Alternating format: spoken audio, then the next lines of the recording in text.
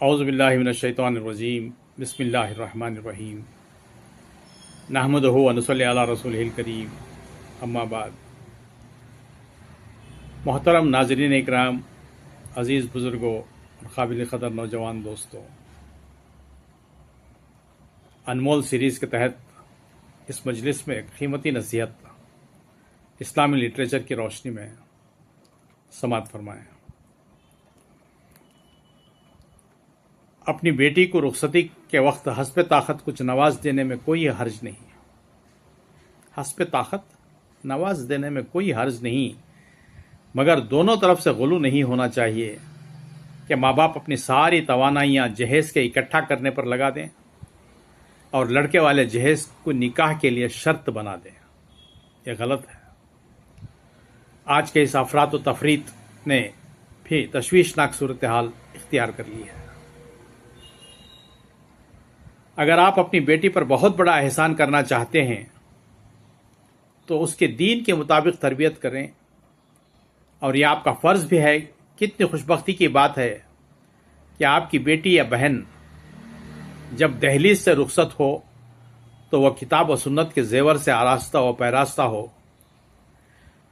اور اگر آپ نے اپنی نقطہ جگر کی دین کے مطابق تربیت نہ کی تو ساری محنتیں رائیگاں جائیں گی اور یہ آپ کا بہت بڑا ظلم ہوگا۔ یہ قیمتی نصیحت ہے۔ اگر کوئی عورت اپنا مستقبل اور روشن دیکھنا چاہتی ہے تو اپنے تعلقات محدود اور کم کرے، اور بالخصوص بے دین عورتوں کی دوستی، مجلس اور تعلق سے مکمل پرہیز کرے، کیونکہ دنیا دار، فیشن زدہ اور گلیمرس عورتیں ہی دنیا اور آخرت کی تباہی کا باعث بنتی ہیں۔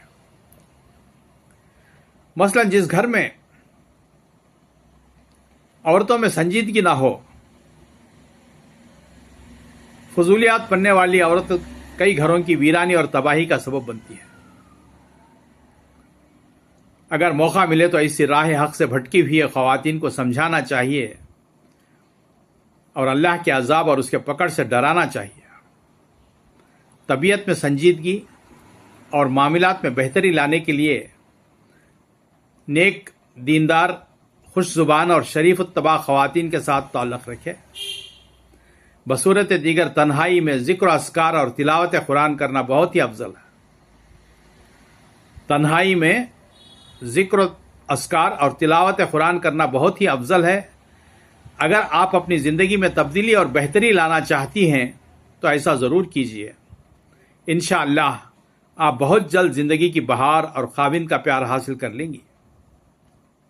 لمحے فکریہ ایسی عورتیں جو ازدواجی زندگی سے تنگ ہیں، خاوند کے غلط رویے اور ظلم سے پریشان ہیں، وہ ذرا اپنے اندر بھی تو جھانک کر دیکھیں کہ غور کریں کہ ان میں کتنی شرافت اور دینداری ہے۔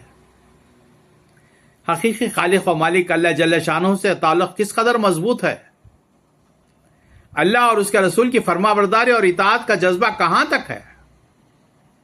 اگر وہ ہر اعتبار سے پاک صاف اور مکمل ہیں تو پھر انہیں گھبرانا نہیں چاہیے، ہمت اور حوصلہ نہیں ہارنا چاہیے، بلکہ ایسی عورت کو یقین کر لینا چاہیے کہ اللہ تعالیٰ کی مدد اس کے ساتھ ہے۔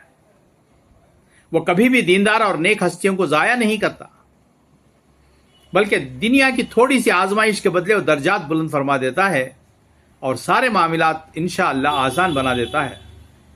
اور اگر ٹھنڈے دل اور انصاف کی نظر سے نتیجہ یہ نکلے کہ میں تو خاوند کے بجائے اپنے حقیقی محسن اللہ تعالیٰ کی نافرمان ہوں، پیغمبر رحمت صلی اللہ علیہ وسلم کی تعلیمات سے دور ہوں، دین اور شرافت نام کی مجھ میں کوئی چیز ہے ہی نہیں، تو ایسی عورت کو بھرپور طریقے سے اپنی اصلاح کرنی چاہیے اور دین پر چلنا چاہیے۔ انشاءاللہ بہت جلد سارے معاملات سدھر جائیں گے، اللہ رب العزت بہتری فرما دیں گے۔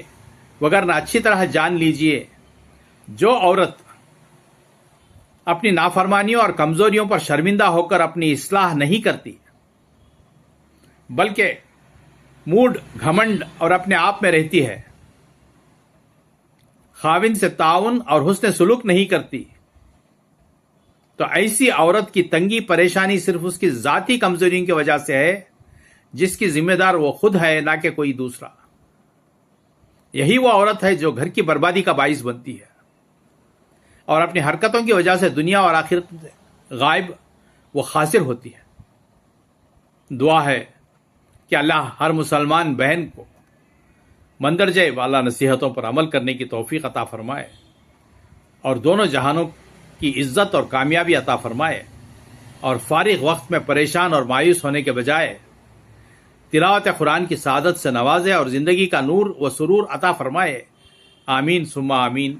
وآخر الدعوانا ان الحمد للہ رب العالمین۔ ڈاکٹر آر عبد الحمید، آپ کی دعاؤں کا طالب، انمول سیریز چینل کو نئے ہوں تو سبسکرائب کر لیں، اپنے دوست و احباب میں ثواب جاریہ کی نیت سے شیئر کریں۔ والسلام۔